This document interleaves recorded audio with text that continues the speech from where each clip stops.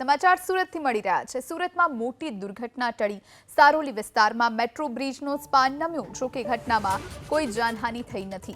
વરસાદના કારણે ધોવાણ થયાની ચર્ચા છે। હાલમાં મેટ્રોની કામગીરી સ્થગિત કરવામાં આવી તો સારોલીથી કડોદરા તરફનો રસ્તો બંધ કરવામાં આવ્યો છે, જેના કારણે લાંબો ટ્રાફિક જામ પણ થયો।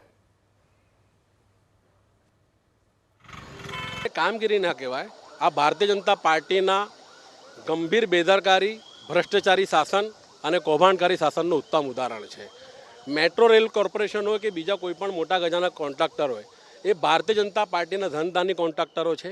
એટલે ભારતીય જનતા પાર્ટીઓ એમને પોતાના જમાઈ સમજતા હોય એ રીતે હર હંમેશા એમની કામગીરીને છાવરતા આવ્યા છે અને આ ઇજારદારો હંમેશા તંત્રના અધિકારોને ખિસ્સામાં લઈને ચાલે છે। મેટ્રો રેલ કોર્પોરેશનની આ પ્રથમ ઘટના નથી।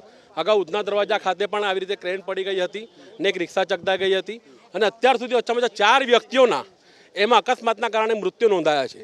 હું એના અકસ્માતની કહીશ, હું એમના મેટ્રો રેલ કોર્પોરેશન દ્વારા કરવામાં આવેલ હત્યા કહીશ। મેટ્રો રેલનું કામ ચાલી રહ્યું છે, એમાં સ્પાન નંબર 747 થી 748 જે ભરત કેન્સર હોસ્પિટલની સામે આવેલો છે, એ બ્રિજ ઉપર તિરાડ પડી છે।